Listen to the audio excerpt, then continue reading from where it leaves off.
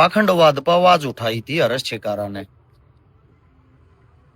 आत्मा तो बताता हूं लगभग लगभग मान के चलो 1000 प्लस लिखित में धमकियां मिल चुकी हैं। कैसी कैसी धमकी बताऊं? ऐसी ऐसी धमकी जो बड़े बड़े व्यापारियां दौरे फिरौती मांग्या करें, उनका मुंह लेकर जा रहे पुलिस सिक्योरिटी लेकर आ रहे, और मैं रात के टाइम भी रोड आप अकेला घूमे जाऊंगा। 1000 प्लस धमकियां, बड़ी खतरनाक खतरनाक, ऐसी ऐसी भी तेरे बच्चे ने मार देंगे। और फिर भी मैं पाखंडवाद के खिलाफ खुलकर बोलने लग रहा हूं। दुख इस बात का है, धमकियां तो मैं डर ना रहा ना घबरा रहा, 1% भी मेरा कोई फर्क नहीं पड़ता। मैं चाहे अगले 1 सेकंड के बाद मर जाऊं, मैं अपनी जिंदगी न कति अंतिम चरण में लेकर चल रहा हूं। दुख सिर्फ इस बात का है, जब से मैंने पाखंडवाद को नंगा किया है ना, जो मैं जहां चोट करना चाहता था वहां चोट हुई है पाखंडवाद पे। उनकी मेर में 1000 आदमी आगे हैं, लेकिन हर्ष शेखारा आज भी अकेला खड़ रहा। हर्ष शेखारा यह लड़ाई अपने लिए नहीं लड़ रहा, ना मेरे बच्चे पाखंडवाद तो जुड़ रहे, ना मैं जुड़ रहा। और आने वाले समय में अगर मैं जिंदा रह गया तो इतनी शिक्षा तो जरूर दे दूंगा कि पाखंडवाद तो बचना है। मैं तो जो हमारा समाज है, हमारा जो संपूर्ण हिंदुस्तान है, ये उसकी लड़ाई है जो लड़ाई भगत सिंह और लड़े थे, बाबा साहब भीमराव अंबेडकर और लड़े थे।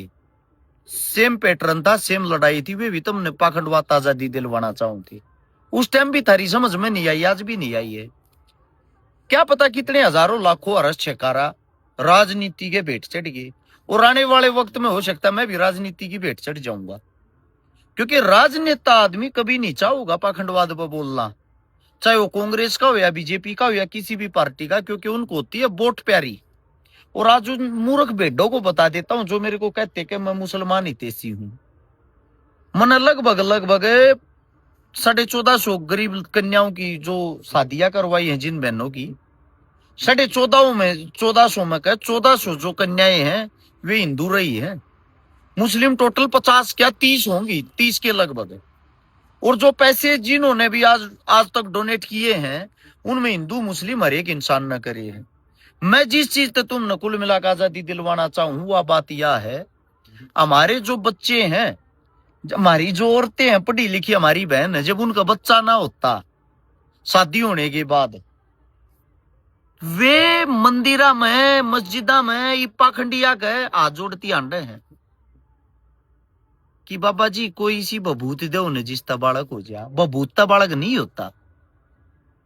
मेरा इतना कहना, बेटा आप हॉस्पिटल में जाओ, अपने पति के और अपने चेकअप कराओ, कमी आप में है अपनी दवाई लो, आपके पति में अपने पति से दवाई दिलवाओ। सही जगह पर ट्रीटमेंट काम करेगा जब वो बच्चा पैदा होगा। सेम ऐसे ही जब किसी का टेस्ट आवे है, पेपर आवे है, मंदिर मस्जिद हम जाकर हाथ जोड़ कर खड़ा हो जाएगा, हे वो बाबा, हे महाराज, हे गुरुजी पास करवाइए। हाथ जोड़ने से कोई पास नहीं होता। IAS IPS जो लगे हैं वो शिक्षा से लगे, पढ़ने से लगे हैं। मैं कहता हूं आप पढ़ने जाओ, हाथ जोड़ने की जरूरत नहीं पड़ेगी। जब किसी को इलाज की जरूरत होती है, हाथ की बात हो रही है, किसी का कैंसर भी हो जाए, वो भी जायडा मंत्रा तो फूका तो ठीक करवावे हैं, उससे ठीक नहीं होगा। आपका जो कैंसर है वो ठीक होगा टाइम से दवाई लेने से।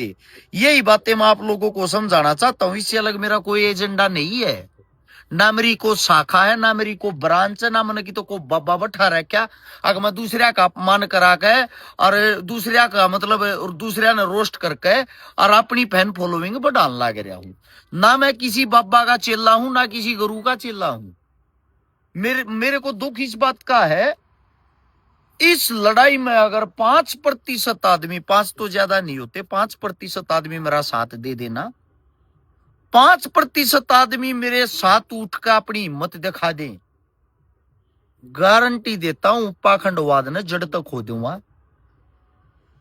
1500 साल का इतिहास पढ़ रहा हूं इस पिछले 1 साल में, यानी कि जो हमारी 5वीं ईस्वी थी, 500वीं ईस्वी, वहां से लेकर 2025 तक की वे बारीकियां पढ़ रखी हैं।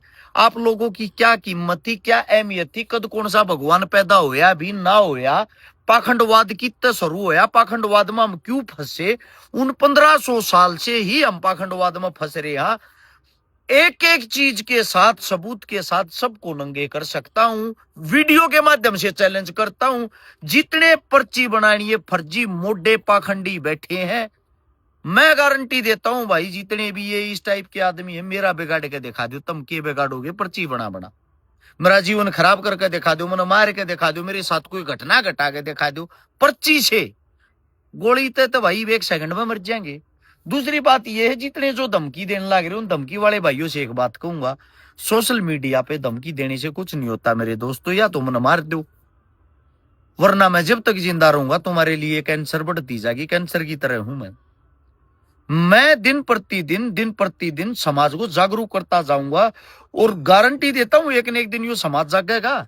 जिनको लगता है कि मैं चुनाव के मारे ये सब कर रहा हूं, चुनाव वाला आदमी भैया जी हाथ जोड़कर सबको खुश रखता है, उसने सबकी वोट चाहिए, वो सब नाराजी रखा कर, वो चिकनी चुपड़ी बातें कर यार है, वो इतना खुल कर ना बोल रहा है। जब मैं इतना खुल कर बोलने लग रहा हूं, सारी पार्टियां मेरी दुश्मन है, सारे जो मतलब हम जिस चीज पर आवाज उठावा वे हमारे दुश्मन बन जा हैं। इतना खोल कर बोलने वाले का कोई भविष्य नहीं होता। मुझे भी पता मेरा भविष्य नहीं है, पर मैं फिर भी कोशिश कर रहा हूं ना। मैं इतना एक हूं, सिर्फ 5% आदमी मेरा साथ दे दो। उन 5% आदमियों को अगर मैंने जगा दिया, मेरा जीवन सफल हो जाएगा। यही आप लोगों से मेरी एक आखिरी विनती है। आपका भाई अकेला लड़ाई लड़ रहा है, सिर्फ अकेला खड़ा है इस टाइम। सभी को राम राम।